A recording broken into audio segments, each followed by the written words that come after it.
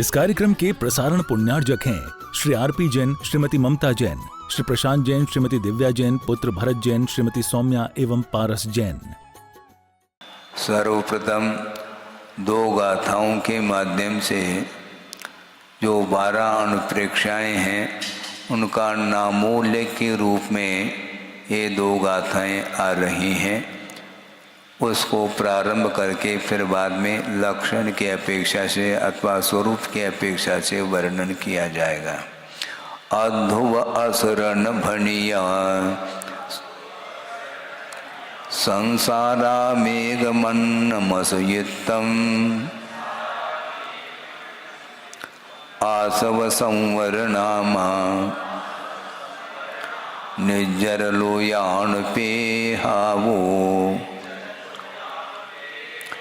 ये जानिवो न भावः दुर्लभदम्मानुभावना नित्यम् मनवयन काय शुद्धि एदादस दोय भनियावो। ये 12 अनुप्रेक्षाएं हैं। 10 अर्थात 10, 2 अर्थात 2 मिला करके ये 12 अनुप्रेक्षाएं होती हैं। अध्रुव का अर्थ अध्रुव नित्य नहीं है। इसका विस्तार के साथ अगली कारिकाओं के माध्यम से वर्णन करेंगे। केवल नामोल्लेख किया जा रहा है इन 2 गाथाओं में। अध्रुव का अर्थ ध्रुव नहीं, अनित्य है। जब अनित्य है तो शरण लेने योग्य नहीं, इसलिए अशरण भावना है। और संसार के विषय में भी हम चिंतन करेंगे। संक्षेप रूप से अर्थ ये है कि संसरणम संसार परिवर्तनम इत्यर्थः। परिवर्तन का नाम संसार है, ऐसा इसका संक्षेप में अर्थ है। इसके बाद एकत्व अनुप्रेक्षा का भी चिंतन होता है। मैं अकेला हूँ, मेरे से अन्य पदार्थों का कोई संबंध नहीं है, यहाँ तक कि शरीर के साथ भी मेरा कोई भी संबंध नहीं है। स्वरूप की दृष्टि से मैं अकेला हूँ। मेरा संबंध अन्य जितने भी चेतन पदार्थ हैं उनके साथ मेरा कोई भी किसी भी प्रकार से संबंध नहीं है। इस प्रकार विचार करने का नाम एकत्व अनुप्रेक्षा है।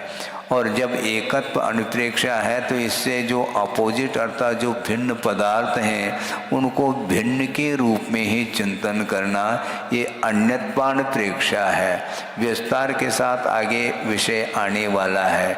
इसके पश्चात असूयतम अर्थात अशुचि, अपवित्र, शरीर पवित्र नहीं है। अपवित्र वस्तुओं के द्वारा ही जिसकी रचना हुई है, इसलिए उसको उस रूप में चिंतन करने से शरीर के प्रति जो अनुराग होता है, शरीर के प्रति जो ममत्व भाव होता है, शरीर को और अलंकृत करने का जो भाव आता है मन में, वह समाप्त हो सकता है। ऐसा इसका संक्षेप में आशय है। इसके पश्चात आसव अर्थात आश्रवान प्रेक्षा, कर्म का आश्रव निरंतर होता रहता है। अपने शुभाशुभ परिणामों के माध्यम से कर्म के रूप में परिणमन करने की योग्यता या सामर्थ्य को लिए हुए जो कर्म परमाणु हैं उनका उस रूप में परिणमन होने का नाम आश्रव है। ऐसा चिंतन करना चाहिए। और जो आश्रव हमारे लिए हितकारी नहीं है, इसलिए उसको रोकने का नाम संवर है। आश्रव जो कर्म का हो रहा है उसके लिए भी बहुत सारे कारण होते हैं और उन कारणों से ऊपर उठ कर के जो आश्रव को रोकने रूप जो प्रयत्न होता है उसका नाम संवर माना गया है। निर्जर अर्थात जो आश्रवित जो द्रव्य है, कर्म है, उनको हम तप आदि के माध्यम से उनको उदय में ला करके उसको खपाया जाता है। एक देश क्षय करने का नाम ही यहाँ पर निर्जरा है। उसके भी भेद हैं। एक सविपाक निर्जरा की अपेक्षा अविपाक निर्जरा की अपेक्षा से वर्णन आ जाएगा। इसके पश्चात एक अनुप्रेक्षा और है, लोकानुप्रेक्षा। ये लोक किसी के द्वारा निर्मित नहीं है, न इसका विनाश हो सकता है, न किसी व्यक्ति विशेष के द्वारा इसकी कोई रक्षा हो सकती है। ये अनादि अनिधन है। इसका कर्ता और संहार करता और भोक्ता इत्यादि कोई नहीं हो सकता। ये अनादि अनिधन है। अधोलोक, ऊर्ध्वलोक और मध्यलोक की अपेक्षा से इसका विस्तार के साथ वर्णन लोकानुप्रेक्षा में किया जा रहा है। इसके बाद एक दो और अनुप्रेक्षाएं हैं। एक दुर्लभ बोधि, बोधि अर्थात ज्ञान होता है, रत्नत्रय भी प्रसंग के अनुरूप लिया जा सकता है। वह सरलता के साथ प्राप्त नहीं हो सकता है। बहुत इसका विस्तार के साथ वर्णन करने वाले हैं। निगोध से इसकी यात्रा होती आई है और उस निगोध से ऊपर उठ करके अन्य जो पर्याय हैं, जो स्थावर पर्याय मानी जाते हैं, हालांकि निगोध अवस्था भी ये स्थावर के अंतर्गत ही है, किंतु वह निगोध एक श्वास में 18 बार जन्म मरण को लेकर के उसका परिणाम चलता है। वहाँ से उठना भी इसके लिए दुर्लभ सिद्ध होता। पर वस्तु है, अज्ञान के कारण ही पर वस्तुओं के प्रति लगाव होता है, आसक्ति होती है, संबंध जुड़ जाता है। किंतु वस्तुतः वस्तु का परिज्ञान होने के उपरांत जब वैराग्य हो जाता है, फिर बाद में उसको ग्रहण करने का भाव नहीं आता। तो इस प्रकार अलौकिक संपदा उन्हें मिली और पुण्य के उदय में उनके लिए उपलब्ध हुई वह सामग्री, वह संपदा। इसके उपरांत भी जिस समय वैराग्य हुआ उसी समय वो वापस नहीं जाते और आप वापस जाते हैं और वापस घर आते हैं। कहाँ गए? ऑफिस गए, फिर वापस आ जाते हैं। कहाँ? घर आ जाते हैं। तो इसलिए भगवान वापस नहीं जाते हैं घर, ना किसी ऑफिस में जाते हैं ना वापस आते हैं। एक बार निकल गए तो निकल गए, उसके प्रति उनका कोई भी लगाव नहीं रहता है, क्योंकि अनादिकालीन संस्कार है, मैं मानता हूँ, किंतु नए नए संस्कार ऐड नहीं होना चाहिए उसमें, क्योंकि पुराने संस्कारों को ही डिलीट करने में हमें श्रम करना पड़ रहा है। इसके उपरांत फिर नए नए यदि मान लो जो वैश्विक संस्कार आएंगे तो ऐसी स्थिति में वो संस्कार कभी भी समाप्त नहीं हो सकते हैं। इसलिए मन, वचन और काय की शुद्धि पूर्वक इन 12 भावनाओं का चिंतन करने से कर्मों का आना रुक जाता है। ये सारे अनुप्रेक्षाएं संवर के लिए कारण हैं, यानी आश्रव को रोकने के लिए साधनभूत सामग्री है। 12 भावनाओं के चिंतन करने से आश्रव रुकना चाहिए। यदि नहीं रुकता है तो आचार्यों ने बहुत अच्छा उदाहरण दिया है, इसको बोलते हैं गज स्नानवत। आप समझ रहे हैं गज स्नान का अर्थ क्या होता है? हाथी स्नान कर लेता है, वो भी स्नान करता है क्या महाराज? हाँ, स्नान इस अपेक्षा से कहा जा रहा है, गर्मी बढ़ गई उसको ग्रीष्म काल में, और गर्मी शांत करने के लिए वह सरोवर में पहुंचा है और वह सरोवर में डूब जाता है, डुबकी लगाता है, फिर बाद में प्यास बुझा करके बाहर आता है। उसका शरीर बहुत क्लीन हुआ है, स्वच्छ हुआ है, और बाहर आने के उपरांत अपने ही सूंड से वह धूलि को अपने बदन पर उछाल लेता है। उसी प्रकार संसारी प्राणी की जो निर्जरा हो रही है वह गज स्नान के समान हो रही है, ऐसा आगम में ही उदाहरण दिया है। हम अपने तरफ से कुछ कहते ही नहीं, क्योंकि हम अपने तरफ से कहेंगे तो उठ करके खड़े हो जाएंगे, जिज्ञासा रखना प्रारंभ कर सकते हैं आप, इसलिए जिज्ञासा रखने के पहले से ही आगम के माध्यम से ये विचार रखा जा रहा है, विषय को रखा जा रहा है। वस्तुतः गज स्नान के समान नहीं होना चाहिए, ये कमी है और कमी को अपने आप को स्वीकार कर लेना चाहिए, एक्सेप्ट कर लेना चाहिए। स्वीकार करने में इसको बड़ी कठिनाई होती है।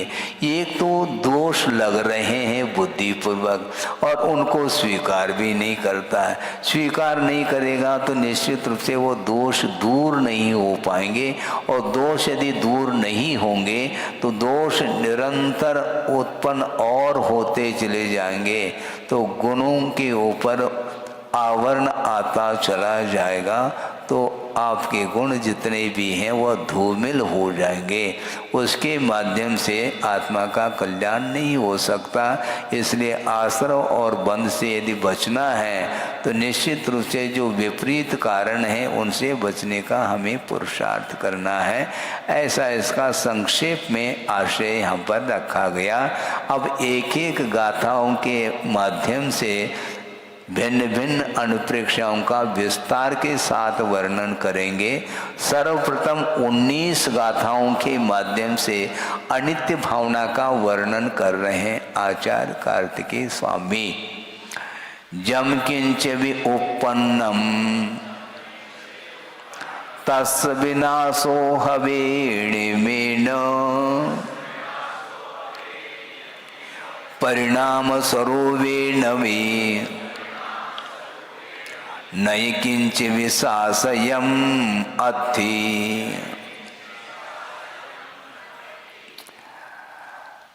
जम किंच भी उत्पन्नम, जो कोई भी पदार्थ उत्पन्न हुआ है, तस्य विनाशो हवे नियमेन, उसका नियम से विनाश होता है।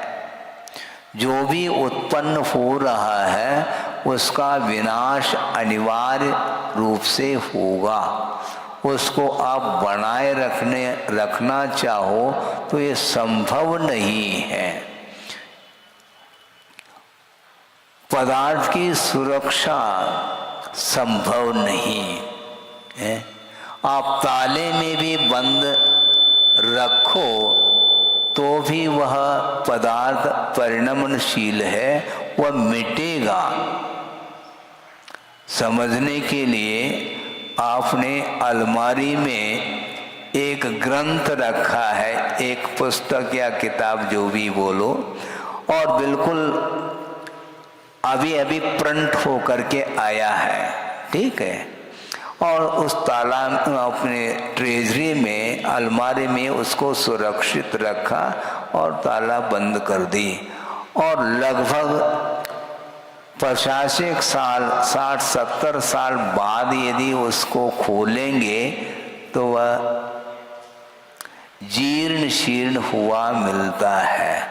जबकि उस ग्रंथ को आपने उपयोग में नहीं लाया, एक बार भी उसके पृष्ठ को आपने पलटाया नहीं, इसके बाद भी वो सारे जो पृष्ठ हैं वह जीर्ण शीर्ण हुए मिलते हैं। ऐसा क्यों?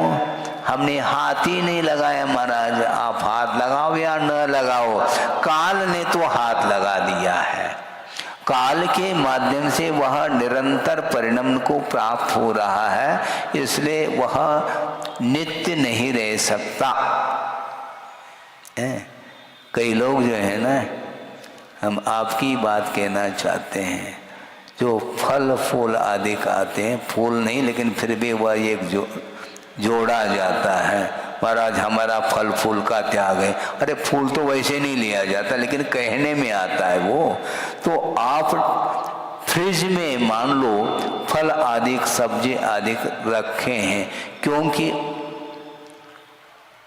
सुरक्षित रहे और उसका उपयोग हम बिना ऋतु के भी उसका उपयोग कर सकें। इस प्रकार फ्रिज में उसको रखते हैं, किंतु हाँ कोल्ड स्टोर ठीक है। उस कोल्ड स्टोर में रखने के बाद भी वह फल सुरक्षित नहीं रह सकता, ये क्लियर है बिल्कुल, क्योंकि उसका परिणमन रुकने वाला नहीं है। लगता है वह बिल्कुल जो है फल सुरक्षित है, किंतु स्वाद आदि के अपेक्षा से उसमें अंतर देखने को मिलता है। इसलिए आप कितना भी प्रयास करो किसी भी वस्तु को सुरक्षित रखने के लिए, और सुरक्षित इसलिए नहीं रह सकता क्योंकि पर्याय की विवक्षा में वह निरंतर पर्याय उत्पन्न हो रही है और विनाश को प्राप्त हो रही है। इसलिए द्रव्य की अपेक्षा से नित्यता भले ही हो, किंतु पर्याय अर्थात अवस्था की अपेक्षा से देखेंगे तो निश्चित रूप से वह प्रतिसमय विनाश को प्राप्त हो रहा है, वह पदार्थ। ऐसा यहाँ पर इस गाथा में कहने का भाव है। जम किंचे भी उत्पन्नम, कोई भी उत्पन्न होता है तो उसका विनाश नियमेन हवई, नियम से वह विनाश को प्राप्त होता है। आपने देखा होगा वर्षा होती है और आंगन में पानी एकत्रित हुआ है और उसमें क्या उत्पन्न होते हैं? बुलबुले। बुलबुले होते क्या नहीं होते हैं, लेकिन उत्पन्न हुए हैं, उसकी एज क्या है? देखते देखते वह बुलबुला फूट जाता है। इसी को बोलते हैं पदार्थ कभी भी स्थायी नहीं है, ये उदाहरण दिया है। इसी प्रकार ये जो पर्याय मिली है, भले ही वह 150 साल तक वह टिक सकती है, इसके उपरांत भी विनाश तो होना ही होना है। बल्कि जो उम्र मिली है जिस किसी को भी, उस उम्र तक वह बना रहे जीवन में, ये भी कोई गारंटी नहीं है। कभी भी किसी भी निमित्त को लेकर के जीवन का अवसान हो सकता है। तो ऐसी स्थिति में हम और आप जो जी रहे हैं वो अधर में जी रहे हैं। हाँ, इमीडिएट कभी भी किसी को हार्ट अटैक आ गया और अवसान हो गया है। भोजन करते करते मुख में ग्रास है और बस वो भोजन करने वाला वो भोक्ता समाप्त हो जाता है। अब क्या कर लोगे? पहले से कोई जानकारी है नहीं है, तो कभी भी एट ए टाइम कभी भी वह पदार्थ मिट सकता है। मिटना ही उसका धर्म है, स्वभाव है। वो नियमे न कह रहे हैं, परिणाम स्वरूपे न भी, परिणाम के अपेक्षा से निश्चित रूप से वह मिटता है। इसलिए नई किंच भी शासयम अथि, संसार में कोई भी शाश्वत पदार्थ नहीं है। चाहे वह चेतन पदार्थ हो चाहे अन्य पदार्थ हो, कोई भी हो, पदार्थ शाश्वत नहीं है। तो शाश्वत क्या है? द्रव्य के अपेक्षा से उसमें नित्यता है, किंतु अवस्था के अपेक्षा से उसमें कोई भी नित्यता नहीं है। और वह पर्याय हमेशा मिटती ही रहती है। अयति गच्छति परिणमति इति पर्याय, ये पर्याय की व्युत्पत्ति है जो निरंतर वह प्राप्त होता रहता। जो प्राप्त हुआ है तो जो उत्पन्न हुआ है उसका व्यय होगा। आय हुआ है तो व्यय होगा। यदि व्यय नहीं करेंगे तो भी व्यय होगा, क्योंकि आपका ही व्यय हो जाएगा तो वह भोग्य सामग्री, उसका स्वामी कौन रहेगा हमें बताओ? कोई नहीं रहेगा। मान लो परिवार का एक ही मेंबर है और वह अवसान को प्राप्त हो गया, तो उसकी जो भी संपदा है, धन संपदा, वह गवर्नमेंट के अंडर में चली जाती है, वह जब्त हो जाती है। होता है क्या नहीं? तो वो भोग्य वस्तु, उसका स्वामी कौन है? है? कौन है स्वामी मुझे बताओ? स्वामी ही चला गया है। अब सेवक बचा है तो सेवक ही उसका स्वामी होगा और कौन होगा? सोचो, विचार करो। एक एक जो है कोड़ी कोड़ी माया को जोड़ ली और जोड़ने के उपरांत वह स्वयं निकल जाता है, वह ट्रेजरी में बंद है, वह संपदा। इसलिए आचार्य कहते हैं वह संपदा ही विपदा के लिए कारण है, संपत्ति विपत्ति के लिए कारण है। इसलिए संपत्ति के प्रति कोई लगाव नहीं होना चाहिए, क्योंकि जीवन जीने के लिए एकमात्र साधन के रूप में उसको स्वीकारा जा सकता है। इससे ज़्यादा उसके प्रति अटैच नहीं होना चाहिए।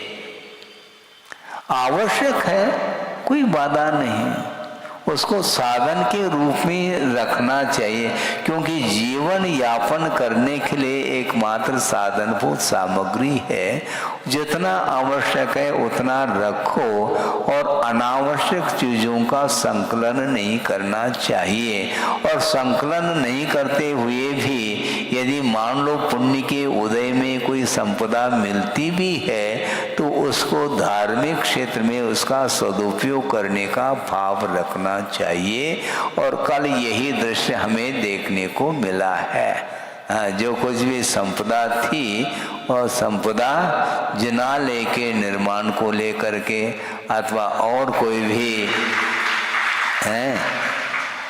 शिक्षा विभाग में कोई विद्या अध्ययनरत रहता है विद्यार्थी, उसके लिए कुछ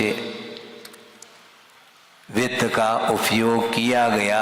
इस प्रकार ये परोपकार की दृष्टि से और जिनालय आदि जो हमारे लिए जो धर्म साधन करने के लिए जो आयतन हैं उनके निर्माण की दृष्टि से इस वित्त का उपयोग किया गया, आप लोगों ने किया है। इसलिए आप करो या न करो वित्त तो समाप्त होगा।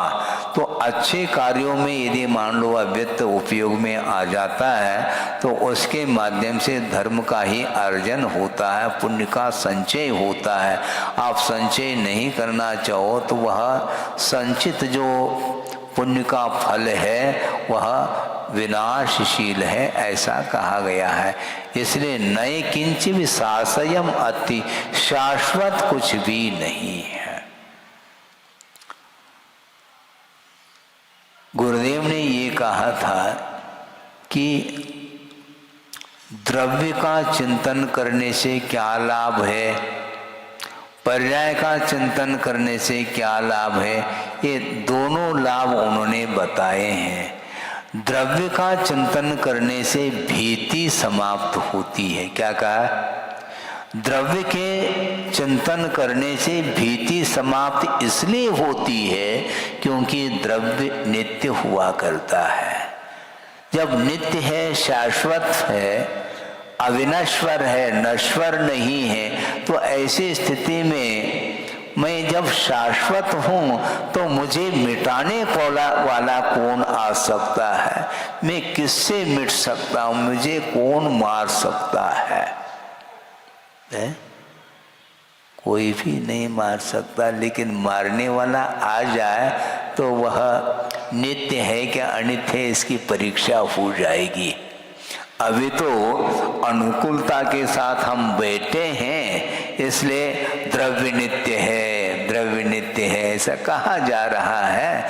और मान लो इसी सभा में एक बहुत बड़ा सर्प आ जाए तो यह सभा उठ के बाहर जाएगी। उस समय ये चिंतन में नहीं आएगा कि ये द्रव्य नित्य है, द्रव्य नित्य है, मैं शाश्वत हूँ। अरे भैया शाश्वत हूँ, जब प्रसंग आ जाए तो उस समय ये अनित्यानुप्रेक्षा ये सार्थक सिद्ध होती है। नित्य क्या है? वस्तु नित्य है, वस्तु का विनाश न हुआ न होगा, किंतु पर्याय हमेशा विनाशशील ही हुआ करती है। तो पर्याय की ओर दृष्टि जाती है तो भय उत्पन्न हो सकता है। इसलिए आचार्य कहते हैं द्रव्य का चिंतन करो। तो आप द्रव्य का चिंतन कर रहे हैं, द्रव्य अर्थात अर्थ अर्थ है। ये तो समस्या है, अब बहुत जल्दी शब्द पकड़ लेते हैं। शब्दानाम अनेके अर्था वर्तन्ते, शब्दों के अनेक अर्थ हुआ करते हैं। तो द्रव्य का अर्थ पदार्थ भी होता है और द्रव्य का अर्थ धन भी होता है। तो आप धन का चिंतन कर रहे हैं और हम द्रव्य का चिंतन, सही मायने में पदार्थ का चिंतन कर रहे हैं। अर्थ का चिंतन नहीं करो, परमार्थ का चिंतन करो तो निश्चित रूप से विकास होगा आत्मा का। इसलिए अपने को द्रव्य का चिंतन करने से बिल्कुल भय समाप्त हो जाता है। अरे जब ये मिटने वाला शरीर है तो इसके मिटने से हमें क्या प्रयोजन है? उत्पन्न हुआ है, मिटेगा, जब मिटेगा तब देखा जाएगा। अभी तो शांति के साथ धर्म की आराधना करो, लेकिन बहुत कठिन होता है। संसारी प्राणी अपने ढंग से अर्थ निकालता है। मरना सबको एक दिन, अपनी अपनी बार, ये तो अनित्य भावना का चिंतन है। लेकिन संसारी प्राणी बहुत कुशल हुआ करता है, बहुत चतुर होता है। इसलिए तो महाराज जब मरना सबको एक दिन है तो मरने के पहले हम खा पी करके मर जा तो ज्यादा अच्छा है। तो मरना तो है, बिल्कुल ये गारंटी है, डेफिनेट है। जो मरना ही है तो अच्छे ढंग से भोग करके मरो जिसमें सार है। जबकि पदार्थ प्रति समय मिट रहा है, ऐसा चिंतन करना चाहिए था। वो ये सोचता है कि मिटने के पहले मैं भोग लूं तो ज्यादा अच्छा है। इस प्रकार वह अर्थ निकालता। अर्थ निकालने में बहुत माहिर है, क्षोभम बहुत तगड़ा है। किंतु धार्मिक क्षेत्र में महाराज हमें बात समझ में नहीं आती। और सांसारिक क्षेत्र में एक एक पाई पाई जो जोड़ने का ज्ञान आपको जो प्राप्त हुआ है, वो क्षोभम कहाँ से प्राप्त हुआ मुझे बताओ है? बल्कि हमारा क्षोभम कमजोर शुद्ध हो जाएगा, ये ध्यान रखो। हाँ, गणित में हम फेल हो सकते हैं, आप कभी फेल नहीं होंगे, क्योंकि निरंतर वही कार्य करते आ रहे हैं। इसलिए वस्तुतः वस्तु का क्या स्वरूप है, उसका क्या स्वभाव है, इसके बारे में विचार नहीं आ पाता। क्योंकि मोह के कारण ही वस्तु का स्वरूप जानने में नहीं आता है। वस्तु का स्वरूप जानने के लिए मोह को साइड में रखना पड़ता है, और मोह साइड में रहता नहीं। वह स्वयं साइड में रहने के लिए मंजूरी देता है, लेकिन वह मोह को अपने पास रखना चाहता है। स्वयं दालान में सोना पसंद करेगा, किंतु ट्रेजरी को दालान में नहीं रखना चाहेगा। वो ट्रेजरी को कहाँ रखता है? गर्भालय, बहुत भीतर जाकर किसी को वह देखने में न आए। बल्कि सिस्टम ये हो गया, अब सबके घर में कोई ट्रेजरी नहीं, अब बैंक में ही बैलेंस रहता है, पूरा का पूरा रहता है कि नहीं? अपने पास जेब में एक पाई नहीं और बैंक में गया और बस ले लिया और उस उपयोग कर लिया, बस चल दिए। उसकी रक्षा, आपके धन की रक्षा भी बैंक कर रही है। हाँ, क्योंकि चिंता होती है ना धन की रक्षा करनी। हम निश्चिंत होकर के पदार्थ का उपभोग करना चाहते हैं, इसलिए अपने पास उस धन को रखना पसंद नहीं करते। धन तो आप ही का है। धर्म के प्रति, धन के प्रति जो स्वामित्व भाव है वह निरंतर बना हुआ है, किंतु अपने पास इसलिए नहीं रखता क्योंकि कभी भी किसी भी समय में जैसे वैराग्य उपज सकता है, किसी भी पल में चोर आ सकता है और लूट करके ले जा सकता है। इसलिए वह बैंक में वह रखता है, और बैंक नहीं है तो वह जमीन में गाड़ करके रख लेता है। ये स्थिति है। जबकि द्रव्य शाश्वत है, नित्य है, वह मिटने वाला नहीं है। इस प्रकार विचार करने से मन में जो भीति आती है वह समाप्त हो सकती है। बड़े बड़े जो साधक होते हैं वो निरंतर द्रव्य का ही चिंतन करते रहते हैं, इसलिए पर वस्तु के प्रति उनका कोई भी ग्रहण भाव नहीं होता। इस वस्तु का मैं मालिक बनूं, इस वस्तु का मैं भोक्ता बनूं, इस प्रकार का परिणाम उनके अंतर नहीं आता है, क्योंकि द्रव्य शाश्वत है और निरंतर पर्याय विनाशील हुआ करती है। द्रव्य के चिंतन करने से भीति समाप्त होती है और पर्याय का चिंतन करने से क्या लाभ क्या है? वैराग्य उत्पन्न होता है। वैराग्य का यदि लाभ चाहो तो पर्याय के बारे में निरंतर चिंतन करो। ये विनाशशील है, ये पर्याय, इसको हम किसी भी प्रकार से इसकी रक्षा करना चाहे तो नहीं कर सकते हैं। अनंत शक्ति के धारी जो भगवान हैं वे भी इस पदार्थ को सुरक्षित नहीं रख सकते पर्याय की विवक्षा से। एक बात आपके सामने रख रहा हूं इसी प्रसंग में। मान लो पूर्व कोटि उम्र लेकर के कोई व्यक्ति आया है जिसका जन्म हुआ है और 8 साल अंतर्मूर्त के उपरांत उसने रत्नत्रय को धारण करके और अंतर्मूर्त में केवल ज्ञान उसने उत्पन्न कर लिया। अब पूर्व कोटि तक बिना आहार लिए वह शरीर बना रहता है, क्योंकि केवल ज्ञान होने के उपरांत आहार के लिए थोड़ी उठते हैं महाराज, यानी भगवान, संभव नहीं है।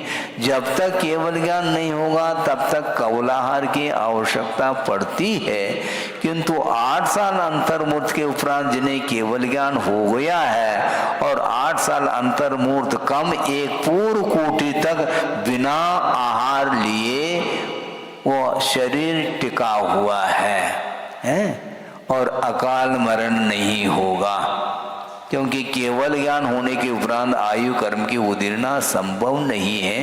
मात्र छठे गुणस्थान तक ही आयु कर्म की उदीर्णा होती है और अकाल मरण का प्रसंग आ सकता है, किंतु केवल ज्ञान होने के उपरांत उनका अकाल मरण संभव नहीं और दीर्घ काल तक बिना कौलाहार के उनका शरीर सुरक्षित है।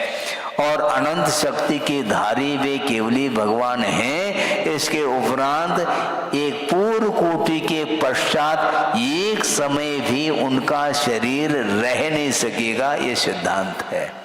कपूर के समान निर्वाण को प्राप्त होते ही उसी समय उनका शरीर विलीन हो जाता है। ऐसा क्यों मत पूछो, तर्क से स्वभाव रहता दूर।